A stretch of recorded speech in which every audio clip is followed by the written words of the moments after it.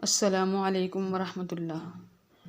आज मैं आपके साथ एक इस्म आज़म शेयर करना चाहूँगी।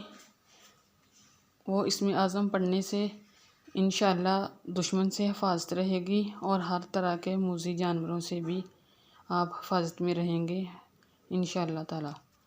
वो इस्म आज़म ये है, बिस्मिल्लाहिर्रहमानिर्रहीम। या कबीरू। हर नमाज के बाद इस इस्म आज़म को 7 दफ़ा पढ़ लिया जाए तो इंशाअल्लाह ताला हर तरह से हिफाजत में रहेंगे। लेकिन इसके लिए ज़रूरी है कि कोई भी वजीफ़ा या अमल करें तो उसकी पाबंदी हो, तभी हम उसकी फ़जीलत को हासिल कर पाएंगे। जज़ाकुमुल्लाहु खैरन।